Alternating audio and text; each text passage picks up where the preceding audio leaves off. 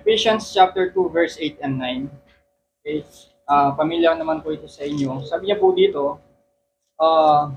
for by grace are you saved through faith, and that not of yourselves, it is the gift of God, not of works, lest any man should boast. So ang pamagat po ng aking sermon sa umagang ito ay kinuha ko dun sa verse 9, not of works, lest any man should boast. So obviously nga ating pag-aaralan ngayon ay about good works. Okay?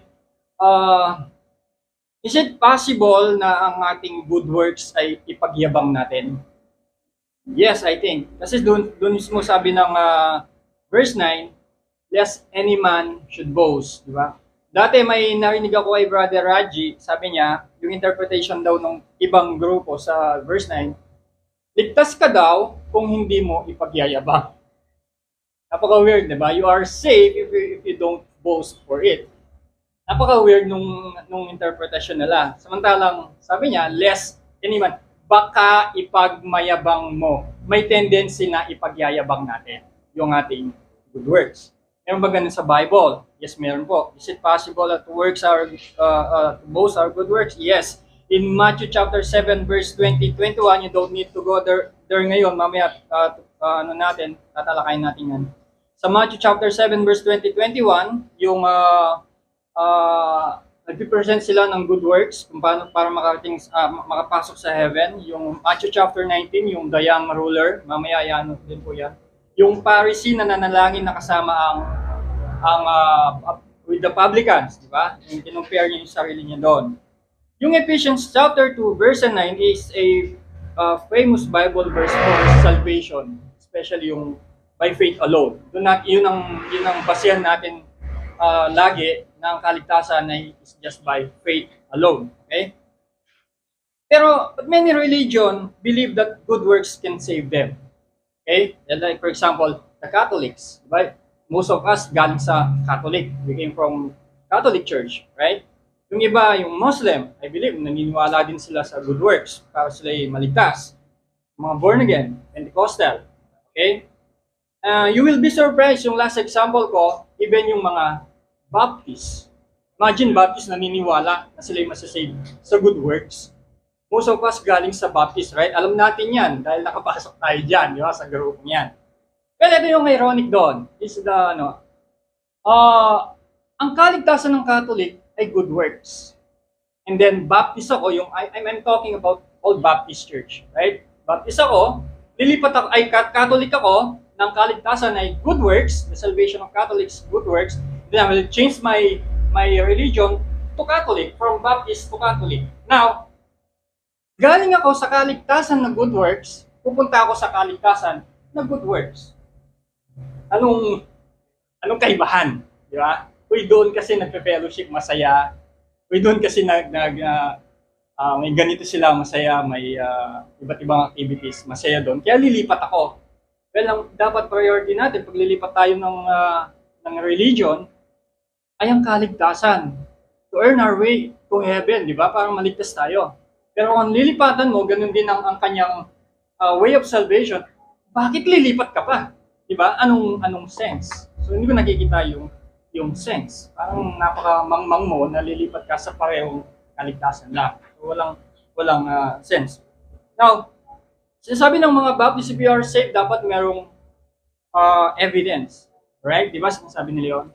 Kailangan mag-manifest yung buhay. It should be manifest in your life na katunayan na ikaw ay ligtas. Diba? Ano yung mga yun? Yun yung mga good works. Without good works, hindi nila mapapatunayan na ikaw ay ligtas. Tama? Kasi galing tayo sa Baptist ganun eh. Hindi ka lang makapag-attend sa midweek service like prayer meeting. Sa amin noon, midweek service sa Wednesday, prayer meeting. Pag hindi ka nakapag-attend, when you don't attend midweek service, sasabihin ng pastor sa'yo, baka hindi siya ligtas. Diba? Makita ka lang na gumagawa ng kasalanan, sasabihin nila, baka hindi siya ligtas. So yun lagi ang basya nila, yung paggawa ng mabuti. Right? Kaya mapuprove nila na ikaw ay ligtas. Okay? Punta tayo sa Isaiah. Isaiah chapter 64, verse 6. I check po yung notes ko kasi madali yan eh. Isaiah chapter 64, verse 6. 6, nandito pala siya. So sabi niya, but we are all as unclean thing. Okay? And all our righteousness are as filthy rags, and we all do fade as a leaf, and our iniquities like the wind have taken us away. So gusto kong makita nyo yung all our righteousness are as filthy rags. Okay, napakadali niya ng basic lang yung maunawaan mo, napakasimple lang niya. Take for example, ngayon, kunyari may basahan ako dito. I will throw in the middle of these people. Ihagis ko siya. Meron bang sa inyo, kahit isa lang, nasasalo nun, basahan na marumi? Meron sasalo? Can somebody, will catch it? Meron ba? Maybe not. Wala, di ba? Or I should say, talagang walang sasalo. Why? Because marumi yon. Bakit? Meron kang standard na pag marumi, ayaw mo. Ayaw mo sa madumi. Kung ikaw na meron kang standard na ayaw mong marumi, how much more God? Right? Ayaw mo madumi, tapos ang Diyos gusto niya madumi. Okay? Gagamitin mong passes ang yung good works na nilabel ng Bible, filthy as rags, gagawin mong passes to enter into His kingdom. Right? Tama ba yung hindi, di ba? So hindi papayagan ng Diyos yung ganon. So, ang mabuting gawa, ang ating righteousness is not acceptable sa Panginoon, sa Diyos. Okay? Ngayon, punta tayo sa Matthew chapter 7. I-bash niyo po ako pag sobrang na sa oras. Matthew chapter 7 verse 21. Okay? Sabi niya po diyan,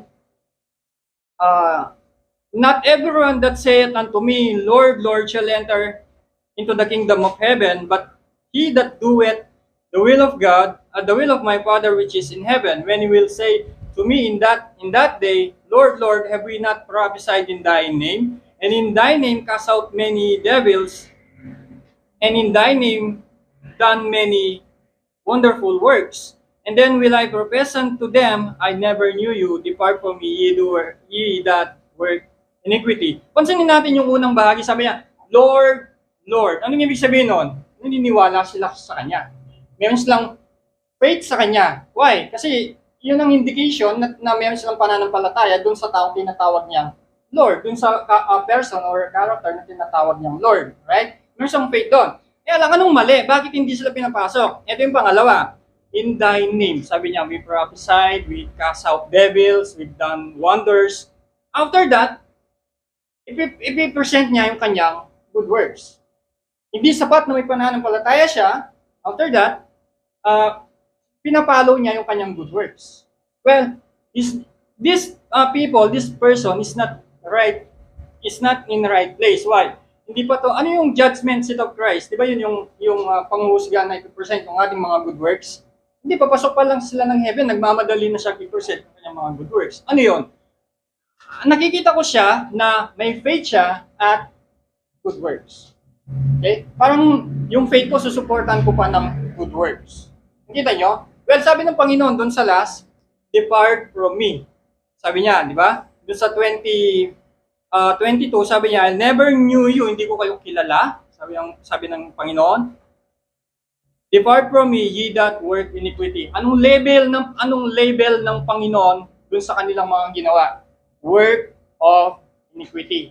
Imagine, nag-cast out ka ng devil, nag-prophesied ka in front of 4,000 people or more, and then you have done wonders, and then sasabihin lang ng Panginoon, work of iniquity. Napansin niyo yun? So yun ang label ng Panginoon sa mga good works na i-present mo sa Kanya. Why? Kasi hindi yun ang will of the Father para makapasok ka sa heaven. Ano yung will of the Father? Hindi ko nababasahin. John 6:40, right? Yung maniwala, mag-believe kay Jesus Christ. Yun ang will ng Diyos para makapasok ka sa heaven. Okay? Now, sa inyo, wala pang nakapag-cast out ng devils, right? Nabanggit ko na dati to. So, that's pretty amazing na good works, pero hindi pa rin tinanggap. Anong ibig sabihin nun? Wala pong standards ang Diyos na mabuting gawa ng good works para papasukin Kanya sa langit. Okay?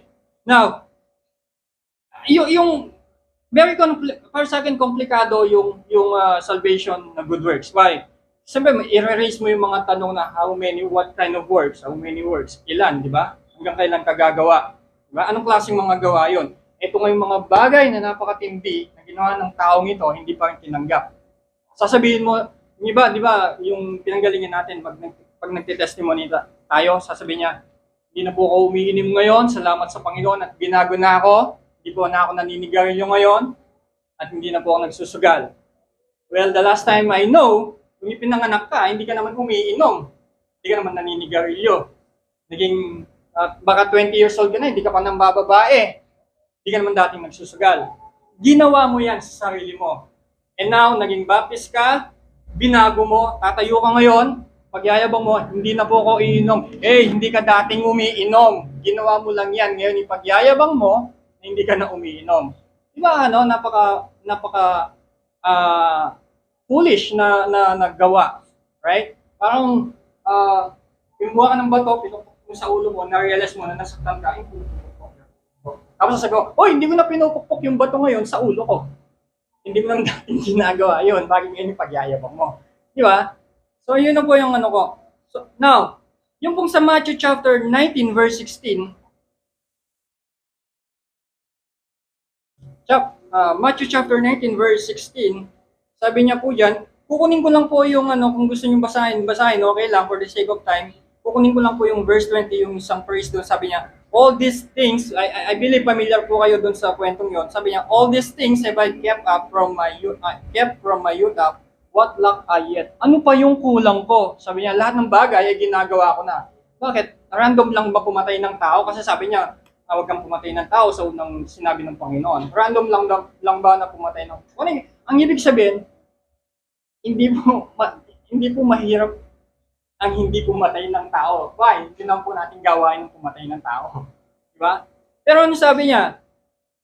By the way, hindi niya na-realize ng kanyang kausap, ang Panginoong Kristo, siya yung taong hindi nagkagawa ng kasalanan. Yung taong ito, kahit anong kulit ng Panginoon sa kanya, he doesn't want to admit that he is a sinner. Right? Kasi pinipilit ng Panginoon sa kanya na aminin niya na siya yung makasalanan. But ini-insist niya yung kanyang mga good works. Pag tayo nagsishare ng gospel, ano yung muna nating sinasabi? Sinasabi natin, nobody's perfect. Right? There's none righteous, no not one. Romans chapter 2 verse 10. Right? Anong ibig sabihin nun? Aminin mo na ikaw ay makasalanan. Yung taong to, hindi niya maamin na siya ay makasalanan because nagyayabang pa niya yung kanyang mga good works. Tama? Now, dapat aminin mo na ikaw yung makasalanan. Admit mo na hindi ka perfecto. Humble yourself. Walang kababaan sa taong ito. Right? So nakikita ko, napaka-arrogante ng taong ito. Okay? Now, punta tayo sa Romans chapter 7 verse 18. Sana nakaka 3 minutes pa lang ako.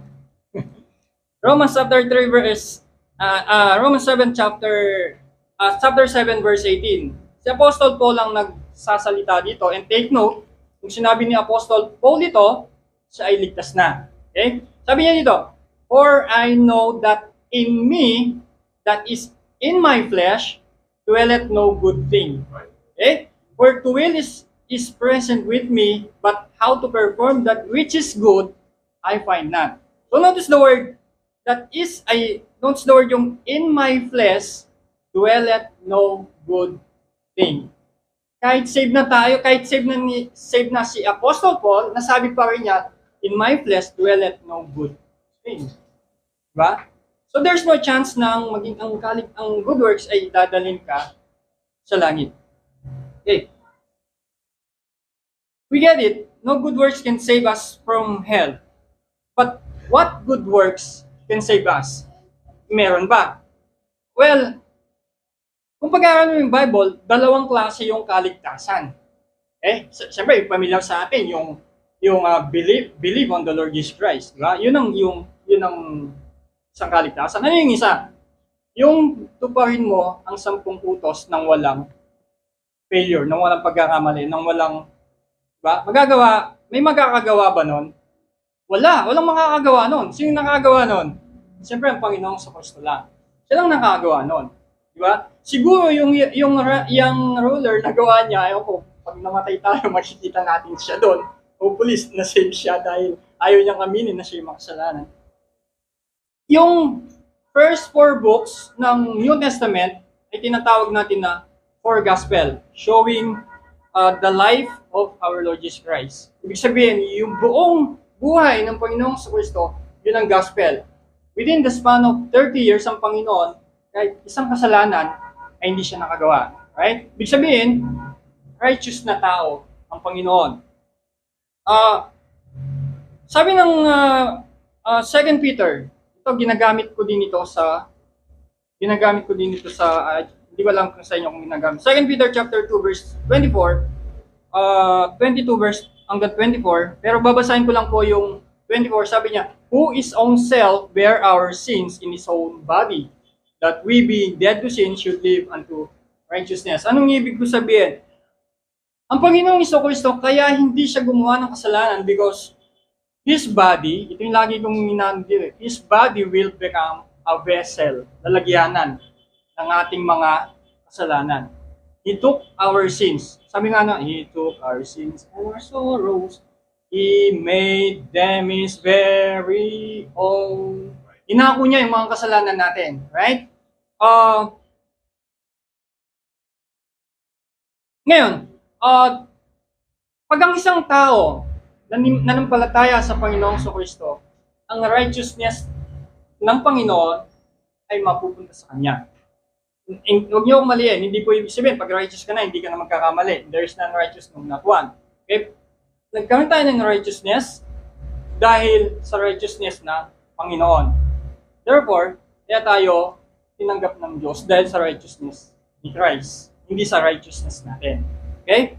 Nakasulat po sa Romans chapter 16. Thank you, Brother Raji. Kahapon. Romans chapter 5. Chapter 5, verse 16 to 19. Malapit na po ako matapos. Huwag po kayo mag-alala. Bubunot na ako mamaya. 5:16, sabi niya po. Basahin ko lang yung yung 19 na lang po. Kung gusto niyo basahin yung hanggang 16, okay lang po. Pero yung 19 po yung babasahin ko. For as by one's disobedience, many were made sinners. Okay? So by the obedience of one, shall many be made righteous. Eh, sino yung tinutukoy doon? Yung unang one doon, si Adam. Nagkasala siya, lahat ay nagkasala. Nag-obey yung isang one man doon, which is the Lord Jesus Christ, lahat ay naging righteous. Okay? Including us. Okay? Yan naging righteous tayo dahil sa ginawa ng Panginoon, hindi dahil sa ginawa natin. Okay? 1 Corinthians chapter 1 verse 30. Sabi niya po doon, but of Him are ye in Christ Jesus, who of God is made unto us wisdom and righteousness. Okay? So ginawa tayong righteous ng Panginoon kung tayo ay manampalataya sa Kanya. Okay? We are righteous before God because of Christ, not because of what we have done. Okay, wag niyo pong maliin na hindi na tayo nagkakasala. Of course, nagkakasala pa rin po tayo. May palo po yung pagkakasalang ginagawa natin. Now, we often condemn good works teaching. Okay? Ino-condemn na natin yan. Pag may nakakausap natin, tinuturo natin sa kanila ng kaligtasan ay hindi mabuting gawa. Tama yun, totoo yun. Diba? Nakasulat naman yun sa Bible. Doktrina sa Bible yun. Ang kaligtasan ay pananampalataya lang po. Now, we hate false teaching. We hate false prophet. Okay?